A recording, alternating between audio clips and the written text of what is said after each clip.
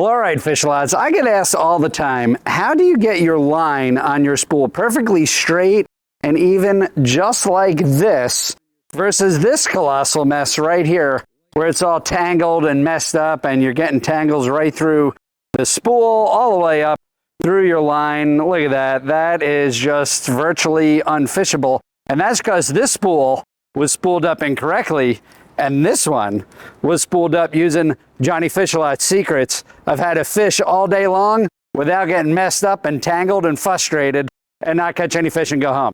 So stay tuned and I'll show you all the tricks to get this versus this mess right here.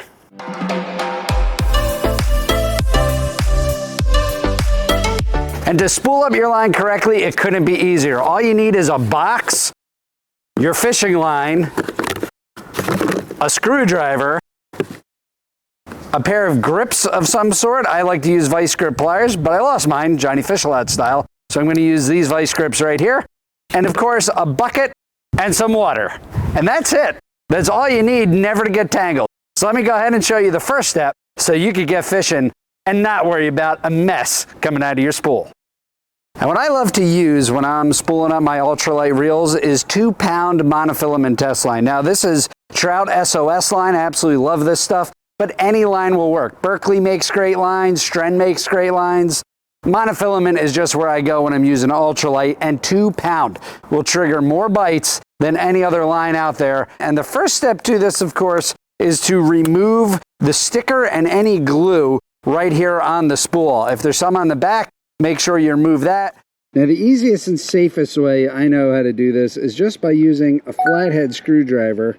And so I don't want to use a knife because I don't want folks out there cutting themselves. So, you know, safety first here at Fishing with Johnny Fish a Lot. Now, so once we peel this off, what I'm going to do is take a rag and just make sure I get all this off of here because I don't want any glue getting into my fishing line. And so now you can see I removed the sticker off the spool, but you can see some glue on there. And you really want to make sure that all this gets removed. So what I do is I just wet a rag or use some soap and water, and I'm just going to scrub this thoroughly to make sure that all this glue gets off of my spool. And we're going to throw it into a bucket of water. And what'll happen is the mono will absorb all the water and all that memory will come out of it. It'll be nice, it'll be loose, and it'll get on your spool just right.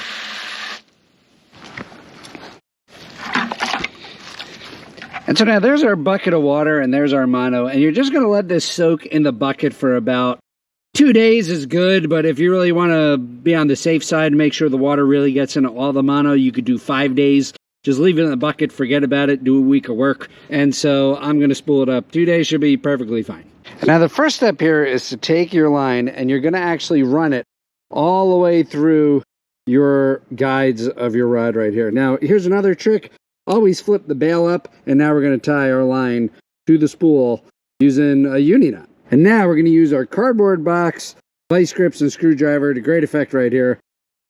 And all right, so let's get our spool up out of our bucket, and we're going to walk over here to our cardboard box. Now, let me show you a trick here to the cardboard box method. So we got our box, and we got our spool, right?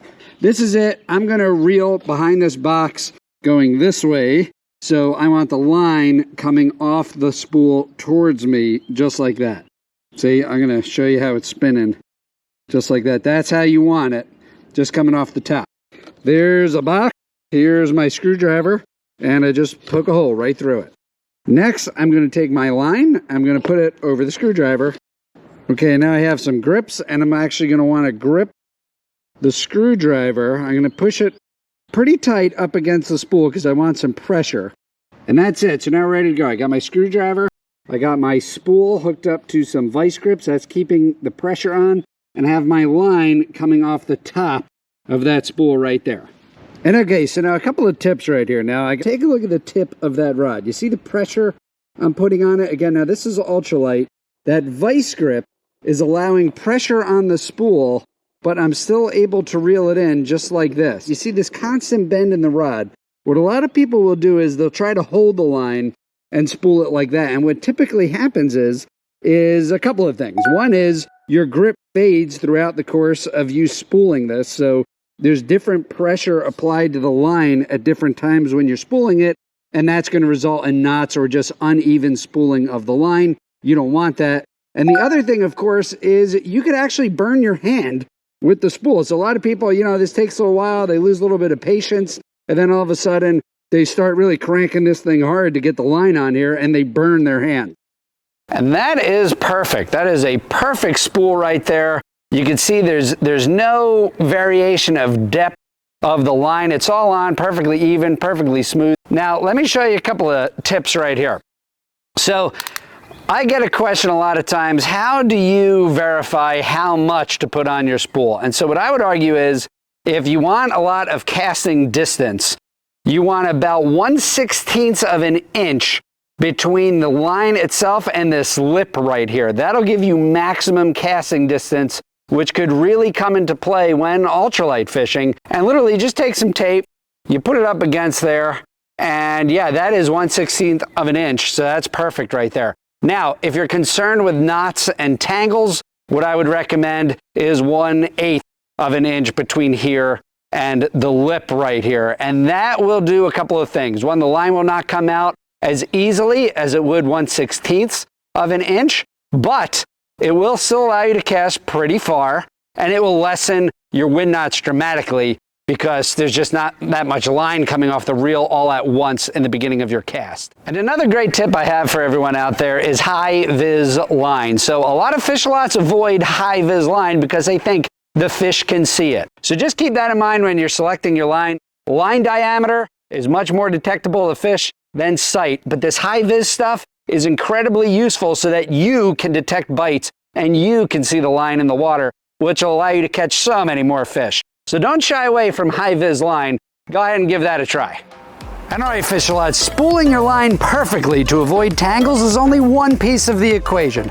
If you want to really maximize your game out there on the water and catch even more fish, check out these end cards right here, where I share even more tips and tricks on how you could locate and trigger bites for a lot of different species of fish. So go ahead and check it out. Thanks a lot, fish lots. I'll see you out there on the water.